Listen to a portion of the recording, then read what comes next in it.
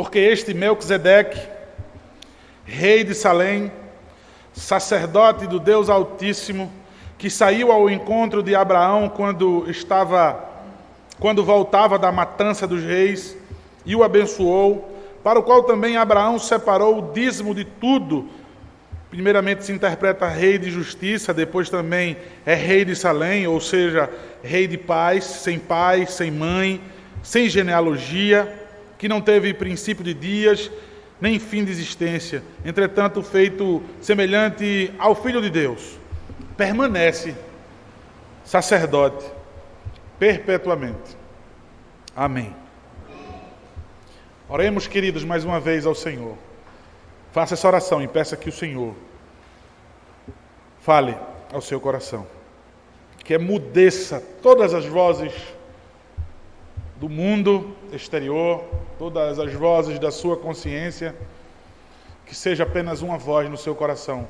Amém, amém, amém.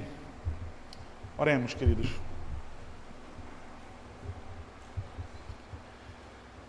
Ó Deus, nós iremos julgar sempre toda palavra que sair desse púlpito. Nós devemos julgar, Pai, se de fato é assim que diz as Escrituras. Mas se assim diz, Deus, a Tua palavra é a verdade e absoluta verdade, sendo fielmente exposta é a Tua palavra, e nós queremos, Pai, que invada, que inunde completamente o nosso ser. Na feira da alma, neste santo dia, buscamos, Deus, ao máximo, Pai, nos alimentar. Alimento sólido para a semana. Não sabemos o dia de amanhã, os cuidados que o mundo trará, as ciladas, as armadilhas, nas artimanhas, inclusive, de Satanás, que incansavelmente quer nos confundir. Se traveste de qualquer coisa para nos iludir, para nos enganar, para nos derrubar. Anjo de luz, o que dizer homens, o que dizer mulheres, o que dizer circunstâncias e argumentos. Nos livra, Deus. Somos a Tua Santa Igreja. Somos o Teu povo, Pai. Nos molda. Ó Deus, pela Tua palavra, Pai, não nos permita, Pai, darmos formas a nós mesmos, ainda que nos machuque, Pai, mas nos modela conforme a imagem do Teu Filho, Pai. Verdadeiros adoradores, Pai, é assim que queremos ser encontrados pelo Senhor. Igreja irrepreensível, noiva do Teu Filho, aguardando expectativamente, Pai, Pai, ardentemente em nossos corações, no coração da noiva, dia a dia, a volta, Pai, o resgate, o dia do casamento. Esse é o desejo. Modela, Pai, então a Tua noiva, em nome de Cristo, para que sejamos apresentados, Pai, imaculados, irrepreensíveis diante do Senhor, justificados que somos dos nossos pecados em Cristo Jesus. Podemos rogar ao Senhor confiadamente. Nesse momento suplicamos pela Tua palavra, Pai, que nos salvou, que alcance mais pecadores essa noite, que continue, Pai, edificando a Tua igreja. Em nome de Jesus. Amém. Irmãos, há algo que é sempre exigido e tem sido perdido, inclusive aos mais velhos e às autoridades, no que diz respeito ao 5º mandamento, a obediência. Mas, mais precisamente no que diz o mandamento, você honrar, você tributar a honra devida àquela pessoa, do qual pertence a ela. Se tem algo que mexe muito o meu coração, é a falsidade, quando há falsidade entre o povo de Deus.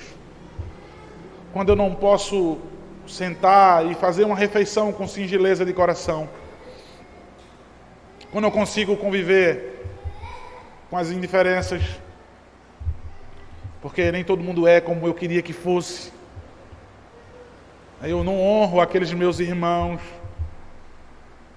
do qual eu sei que são os notáveis e é onde deve estar todo o meu prazer. Eu devo, diz a palavra do Senhor, considerar o meu irmão superior a mim. E aí, tributar a ele todo respeito, toda honra, todo amor. A carta escrita aos Hebreus, depois de muitas exortações, depois de um tempo de exortações, e quão necessárias, quão atuais são as exortações da palavra do Senhor, e como nós vimos em Hebreus. Como nos machucou, como nos cutucou, e eu tenho certeza como curou e como sarou, como transformou, modificou a vida de muitos. Depois dessa série de exortações, o autor de Hebreus volta a trazer o tema principal da carta: a superioridade de Cristo acima de todos os seus conceitos, de todos os seus relativismos, de toda a sua crença. Nós sabemos que a carta aos Hebreus foi escrita 65 anos depois de Cristo, mais ou menos. Havia mais ou menos 30 anos que Jesus Cristo havia cumprido a sua missão. Nasceu, sofreu, morreu e foi assunto aos céus e está vivo, eterno sacerdote, por nosso favor, para sempre, a nossa garantia, a nossa alegria, o nosso conforto, a nossa esperança, Cristo. Alguns apóstolos ainda estavam vivos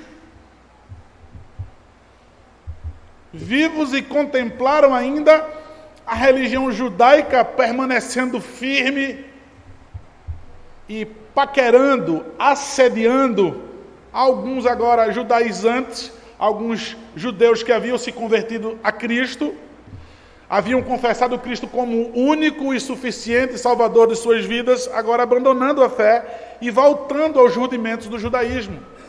Eles estavam na luz que é Cristo e agora eles estavam pensando em voltar para as sombras. O autor de Hebreus, então, desesperadamente, escreve essa carta, sem que localize onde é que estão esses cristãos, onde é que está essa igreja. Ele nem identifica o seu nome e nem diz onde é que essas pessoas estão. Sabemos que são os hebreus, os crentes hebreus. Acredita-se que, sem assinatura, como comumente era, as cartas, uma saudação, acredita-se em duas coisas: ou em meio à perseguição, a urgência de se escrever de logo direto ao assunto, ou o foco dele, ele esquece de assinar, esquece de saudar. Eu estou desesperado, eu preciso dizer isso. Se vocês forem para longe de Cristo, ainda que tudo ao seu redor tenha forma de culto, de igreja, de evangelho, de vida piedosa, a parte de Cristo, vocês estão mortos, vocês estão perdidos. Então o autor de Hebreus, com essa motivação, escreve: irmãos, pela própria Escritura, nós vemos as motivações, o desespero do autor. Hebreus capítulo 3, versículo 12 ao 14, nos mostra o perigo que eles estavam correndo com uma fé enfraquecida. Eles não efervesciam mais como antes.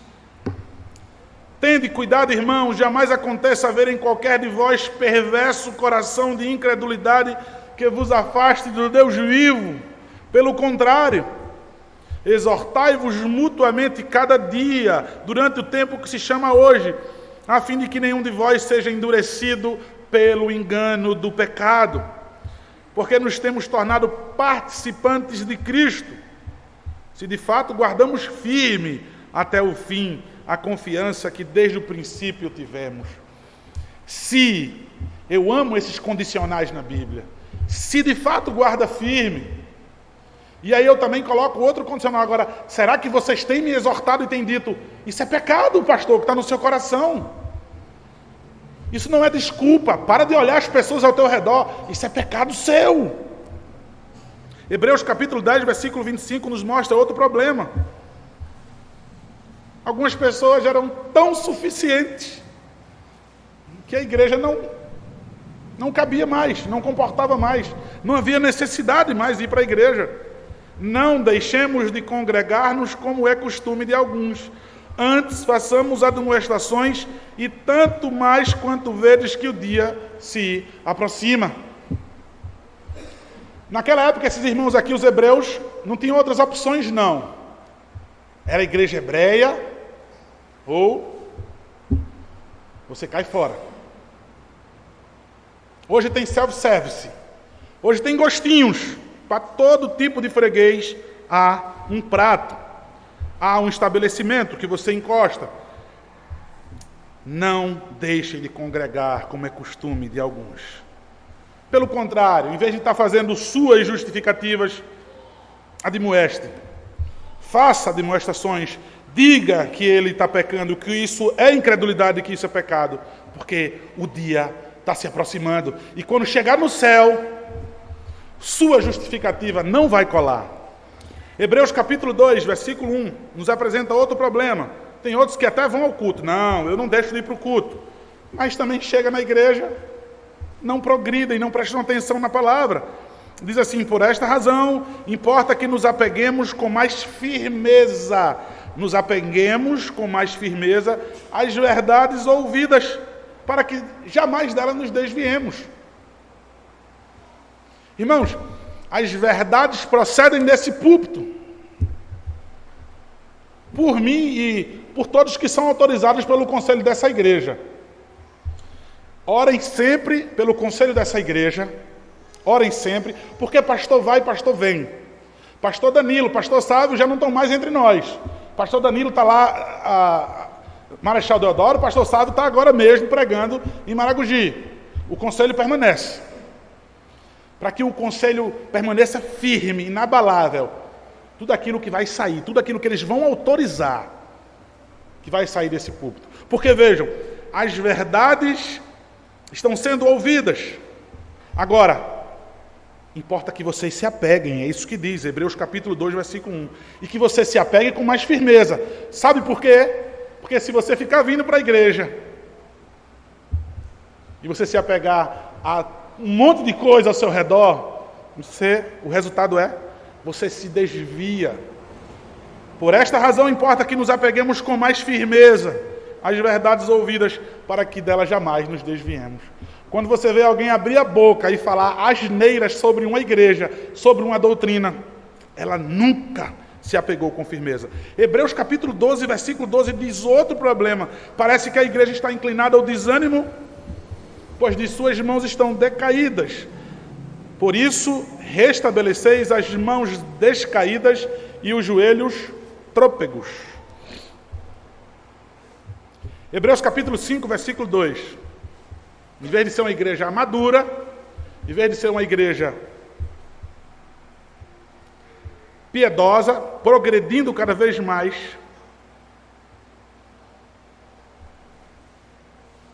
precisava que estivesse ensinando essas pessoas o tempo todo. Tamanho era o desinteresse. Não aprendiam nem as coisas básicas do Evangelho. Nem muito menos as coisas mais profundas. Não entende por que se guarda o dia do Senhor. Não entende por que se canta salmos. Você precisa estar ensinando. Aquela pessoa não aprende. Olha o que diz o texto. Pois, com efeito, quando devia ser mestres, atendendo ao tempo decorrido, tendes novamente necessidade de alguém que vos ensine de novo quais os princípios elementares dos oráculos de Deus. assim vos tornastes como os necessitados de leite e não de alimento sólido. Ora, todo aquele que se alimenta de leite é inexperiente na palavra da justiça, porque é criança. Criança fala o que quer, criança não pensa ao falar, ao agir. Mas o alimento sólido é para adultos, para aqueles que pela prática têm suas faculdades exercitadas para discernir não somente o bem, mas também o mal. O que a igreja evangélica brasileira precisa é maturidade. Hebreus capítulo 10, versículo 32 ao 34, outro problema, mostra que a igreja mudou. Como eram antes, o quadro agora é outro. Suportaram grandes sofrimentos, mas esfriaram. Lembrai-vos, porém, dos dias anteriores em que, depois de iluminados, sustentastes grandes lutas e sofrimentos, ora expostos como em espetáculo, tanto de opróbrio quanto de tribulações, ora tornando-vos coparticipantes com aqueles que desse modo foram tratados, porque não somente vos compadeceste dos encarcerados, como também aceitaste com alegria o espólio dos vossos bens, tendo ciência de possuíres vós mesmos patrimônio superior e durável. Irmãos, depois de ser iluminado, depois de ser exposto à luz pela palavra de Deus, temos que sustentar as lutas, os sofrimentos, mesmo que sejamos colocados como espetáculo para o mundo, o opróbrio, sejam qual forem as tribulações, iremos permanecer firmes. O mais provável aqui, irmãos, é que o Império Romano apertava cada vez mais os crentes. Religião judaica reconhecida é legal. Agora, Cristo, de modo algum. Então, Nero prendendo, torturando, matando então ali os crentes. Qual era a solução? Então estava o zum dentro da igreja. Temos essa situação aqui, está difícil. Qual é a solução? A solução é desistir. E alguém vai dizer, eu não deixei de ser crente de jeito nenhum. Eu tomei outra decisão, completamente antibíblica. A motivação errada, a atitude errada. Mas observe que eu não deixei de crer em Deus. Não deixei de ser crente. Não deixei de ir para a igreja. Eu só não estou na igreja dos crentes, mas eu vou lá aos judeus. Tem Cristo não lá, mas eu vou voltar ao judaísmo. Então, certamente eles deram ouvidos ali ao pragmatismo. Pragmatismo que é uma corrente de ideias que prega que a validade de uma doutrina é determinada pelo seu bom êxito prático. É isso aí que é o pragmatismo. Corrente de ideias que prega que a validade de uma doutrina é determinada pelo seu bom êxito prático. E aí você pode então, depois desses textos, um esboço todo de Hebreus, dizer assim, eles corriam perigo mesmo. Agora eu entendo porque dispensou saudação, porque não se identificou. O interesse dele era exaltar a pessoa e a obra de Cristo. É a função da igreja. E de viver por modo digno desse Cristo. Capítulo 1 e capítulo 2, então ele vai dizer, olha, essa conversa que vocês ouviram, que dá para ser crente, mas arranca Cristo e bota anjos no lugar, porque foi através dos anjos que Moisés recebeu a lei. Absolutamente não, isso é ridículo. Isso é muito mais do que ridículo, isso é perigoso. Então o autor vai dizer no capítulo 1 e capítulo 2, Jesus é maior do que anjos. E havia outros que disseram, não, vamos crer em Moisés, a lei foi dada a ele. Pense numa confiança que Deus tem, a figura de Moisés. Capítulo 3, versículo 1 ao capítulo 4, versículo 2, Cristo é maior do que Moisés. Então vinha outra conversa. Vamos crer nos sacerdotes e no sumo sacerdote, que é o que nós estamos vendo. Capítulo 4, versículo 13 até o capítulo 7, versículo 28. Jesus é maior do que os sacerdotes, inclusive do que o sumo sacerdote. E do capítulo 8 ao versículo 10, Jesus é maior que os sacrifícios do Antigo Testamento. Aí seguem mais instruções e seguem mais exortações. Cessou um pouco as exortações, e já pela terceira vez ele usa um nome, Melquisedeque. E aí todo mundo vai dizer, pastor, Melquisedeque é um tipo de Cristo. O que é um tipo? E alguém vai confundir às vezes um tipo com um símbolo. Um símbolo é algo que trazia uma imagem que revelava algo para aquele momento, aquelas pessoas ali. E um tipo é aquele que revelava algo que viria. Um exemplo de um simbolismo: a Santa Ceia, o pão e o vinho. Cristo é o quê? Ele é aquele para qual aquele símbolo aponta. Você vai dizer assim, Melquisedeque é um tipo e Cristo é o quê? O antítipo.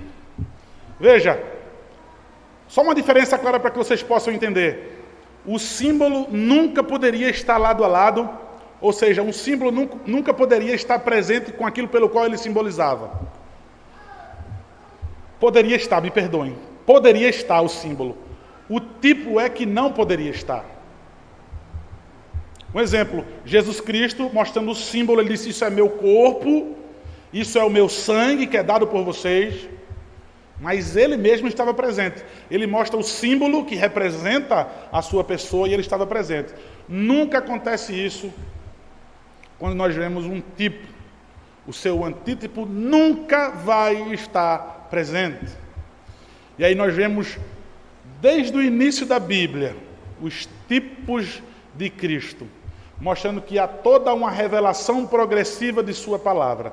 Nós vemos então, queridos, a figura de Melquisedeque. Eu quero que você olhe mais uma vez para o capítulo 7, versículo 1, porque este Melquisedeque, e aí nós vamos ver, queridos, Melquisedeque, e eu quero que você abra a sua Bíblia em Gênesis. Em Gênesis capítulo 14. Gênesis 14, versículo 18. Observe bem aqui no primeiro livro, no Pentateuco. Já fala desse tipo de Cristo. Melquisedeque, rei de Salém, trouxe o pão e vinho, era sacerdote do Deus Altíssimo, abençoou ele e a ele Abraão e disse, bendito seja Abraão pelo Deus Altíssimo que possui os céus e a terra, e bendito seja o Deus Altíssimo que entregou os teus adversários nas tuas mãos, e de tudo lhe deu Abraão o dízimo. Então disse o rei de Sodoma a Abraão, dá-me as pessoas e os bens ficarão contigo. Irmãos, nós vimos então o início dessa revelação, nesse tipo que é Melquisedeque. E aí nós vamos agora para o Salmo. Salmo de número 110. Salmo de número 110.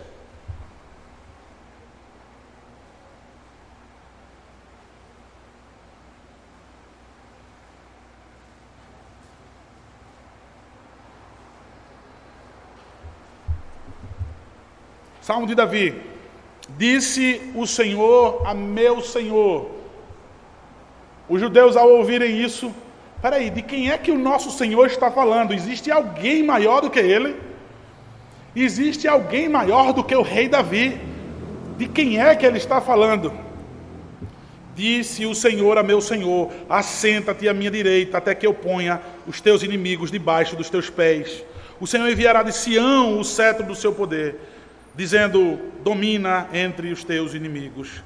Apresentar-se-á voluntariamente o teu povo no dia do teu poder, com santos ornamentos, como o orvalho emergindo da aurora, serão os teus jovens. O Senhor jurou e não se arrependerá. Tu és sacerdote para sempre, segundo a ordem de Melquisedeque. O Senhor à tua direita, no dia da sua ira, esmagará os reis.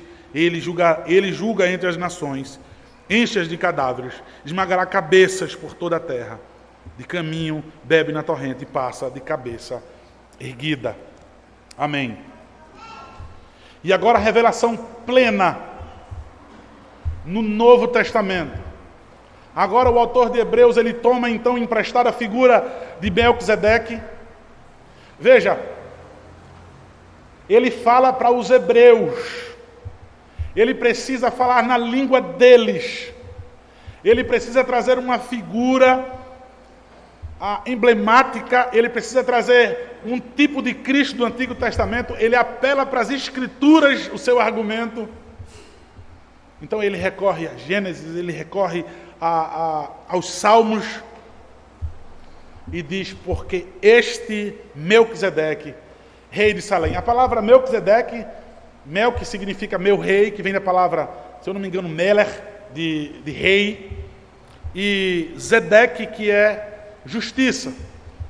Então, rei de justiça, ou meu rei é justo, ele diz que é rei de Salém. Salém, que mais para frente vai ser chamada de Jerusalém. Salém, da palavra Shalom, que significa paz. Então ele diz que é sacerdote do Deus Altíssimo, que saiu ao encontro de Abraão quando voltava da matança dos reis e o abençoou. Sacerdote do Deus Altíssimo, que saiu ao encontro de Abraão quando ele voltava da matança. Veja, irmãos, Abraão estava no ápice da sua glória humana. Abraão, quando saiu para guerrear, ele então vence, derrota 4 reis, se eu não estiver enganado nessas contas, e resgata 5, e salva 5. Então ele salva mulheres e crianças. Então ele volta, como era legal nas guerras, era comum fazer isso, recolher toda a riqueza, todo o despojo daqueles reinos. Então ele volta riquíssimo, cheio de glória, ele volta. Olha só, Abraão, o nosso patriarca. Os hebreus, olha a quem ele está se referindo agora, o nosso patriarca, o maioral dentre nós, que já viveu entre nós. Abraão, o pai dos crentes.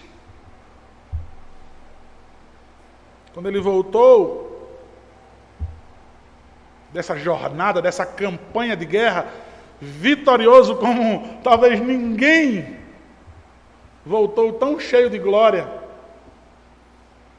saiu ao seu encontro.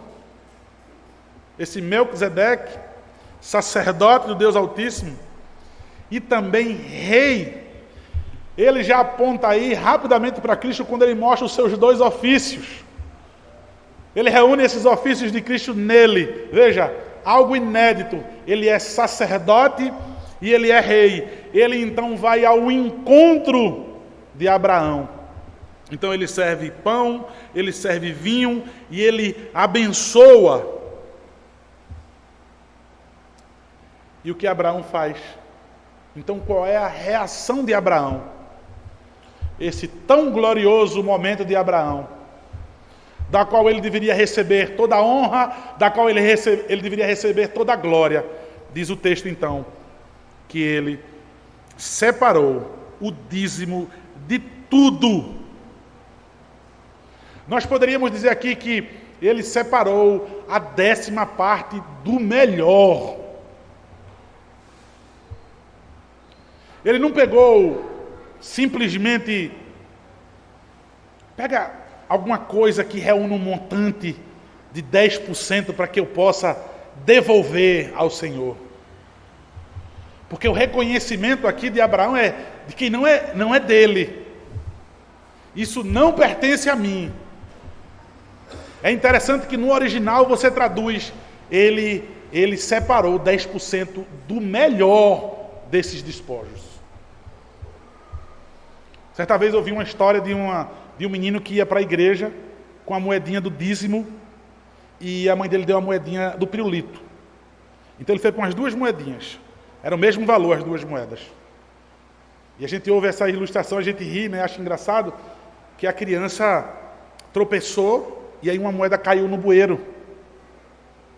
Aí o menino disse: eita, lá se foi a moedinha do dízimo. E a gente acha engraçado. Aí eu costumo dizer, se essa criança fosse da Castelo Forte, isso não aconteceria. Porque no dia do Senhor ele não ia comprar pirulito nenhum. Venci na ilustração. Você não, Dora, você leva uma surra se você comprar no dia. Então veja só. Abraão, reconhecendo a pessoa de Melquisedeque, ele quando devolve, ele está simplesmente reconhecendo que esse homem, esse rei, esse sacerdote, ele é um representante de Deus na minha vida. Se eu devolver a ele o dízimo desse despojo, dessa riqueza, eu estou devolvendo a Deus. O texto diz, primeiramente se interpreta rei de justiça, depois também rei de Salém, ou seja, rei de paz, rei de justiça e de paz. No Salmo de número 85, Salmo que nós cantamos, versículo 10, vai dizer o quê? Encontraram-se a graça e a verdade, e o que aconteceu com a justiça e a paz? Se beijaram. Salmo claramente aponta, nos revela Cristo. A paz e a justiça se beijaram. Então, deixando mais claro, ele tem um ofício de sacerdote, ele tem um ofício de rei, rei de justiça, mas também se ele é rei de Salém, ele é rei de paz. E vai dizer, sem pai, sem mãe, sem genealogia, que não teve princípio de dias, nem fim de existência, entretanto, feito semelhante ao Filho de Deus. Irmãos, o autor de Hebreus, ele pega o silêncio que tem na Escritura sobre Melquisedeque, ele vai lá em Gênesis, ele vai lá nos Salmos, e vê que existe um silêncio sobre Melquisedeque. Ninguém sabe de quem Melquisedeque é filho. Veja, para alguém ser sacerdote, uma das principais coisas é qual é a linhagem dele, quem é o seu pai, quem é a sua mãe, de onde ele descende, de quem ele descende. Não há registro em lugar nenhum de onde é Melquisedeque. Absolutamente nada. Se você vai pegar na Bíblia, até a morte de Adão tem, a morte de Noé tem. Então, de vários personagens bíblicos, existe o registro da morte. Quantos anos morreu? De Melquisedeque, ninguém sabe. Quando foi que ele nasceu, onde ele nasceu, e ninguém sabe quando ele morreu. Quem é o pai, quem é a mãe dele, de onde ele é? De Levi ele não é. Da tribo pela qual tinha o ofício de recolher os montantes e dar o dízimo, ele não pertence. Agora, porque ele é sacerdote e porque ele recolheu o dízimo,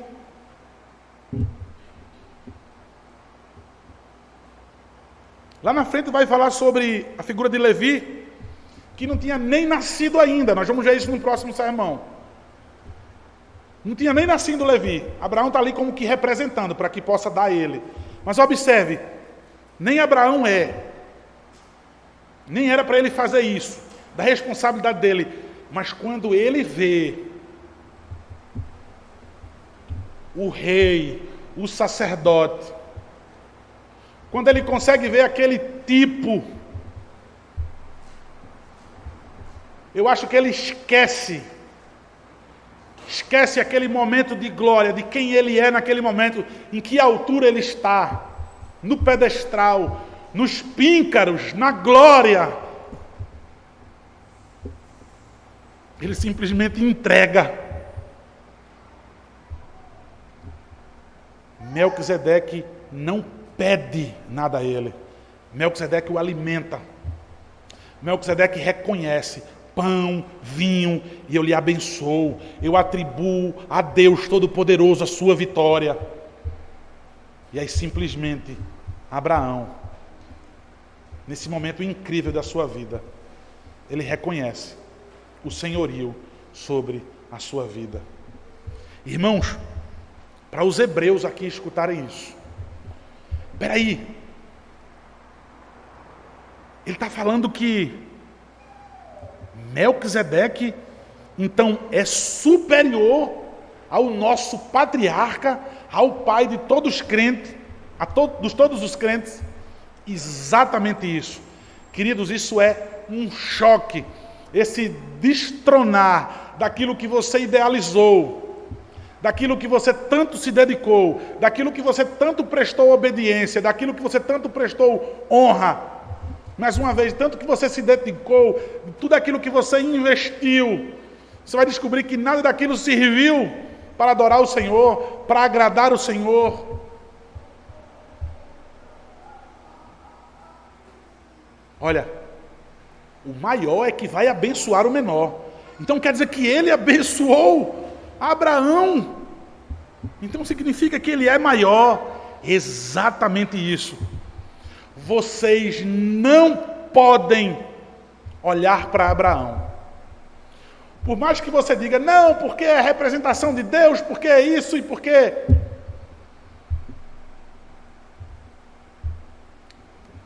Cristo é a ênfase e que grande sabedoria, inspiração divina.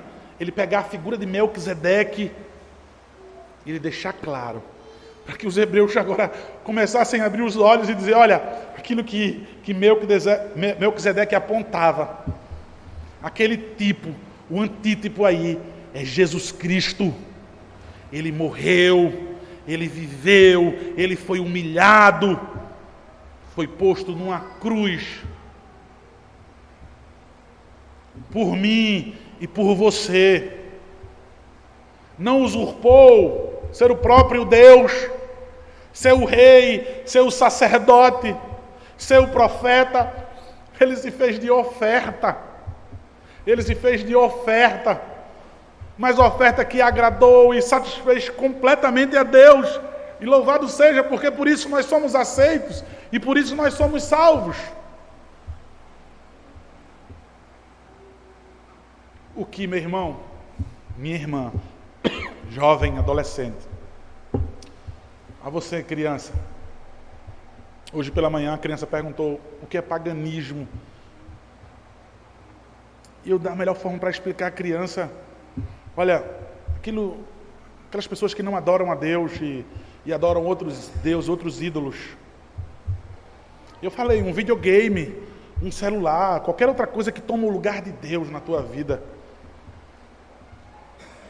Você pode ser uma criança pagã por conta disso, porque você não tributa toda a honra, toda a glória ao Senhor, porque você não investe o seu coração, os seus bens, os seus planos ao Senhor. Irmãos, não importa em que condição esteja a tua vida, é incrível que Abraão estava, um momento incrível, mas os hebreus não. Abraão estava, e os hebreus não. No momento que era para os hebreus se apegar mais às verdades ouvidas, estavam se desviando delas. Eu sei que vocês levaram uma rasteira agora. Era como se eles podiam, o autor de Hebreus podia dizer isso para eles. Não é Abraão, mas é Cristo. Vocês não podem mais se escorar em Abraão. Não tem validade mais nenhuma. Nem mesmo em Melquisedeque. Porque quando o antítipo chegou, quando Cristo chegou, todos esses tipos são invalidados. Por isso que não há mais cerimônia de derramamento de sangue, de purificação. Não há mais todos os aparatos litúrgicos do templo e etc, e etc. Hoje Cristo habita em nós. E Ele é suficiente, creia nele. E aí, irmãos, Cristo, como em toda a história, todos os casos da Escritura Sagrada, é Cristo que vai até nós. Ele que vem até nós. Eu não sei em qual condição se encontra a tua vida. Se, como os cristãos hebreus ali, talvez como Abraão, num momento da tua vida, Deus vai até você. Você não deve se desviar. Você deve fazer como Abraão fez. Você deve tributar honra e glória ao Senhor. E aquilo que é de mais precioso seu, você tem que separar para Deus. Foi aquilo que ele fez. Da sua vitória, o mais precioso, ele separou, entregou ao Senhor. Entregue o seu coração, não apenas uma parte dele, da representação ali do dízimo, mas entregue o seu coração ao Senhor nessa noite. Para isso, você vai ter que reconhecer o seu senhorio, a superioridade dele sobre os seus planos, que você deve estar agora mesmo pensando: se eu me converter, se eu entregar a vida ao Senhor, se eu viver em novidade de vida, vai acontecer isso, eu vou perder isso, aquilo outro. Torne Cristo superior a todas essas coisas. Então seja salvo, e aí viva para a sua glória. Creia em Cristo Jesus, meu irmão. Amém.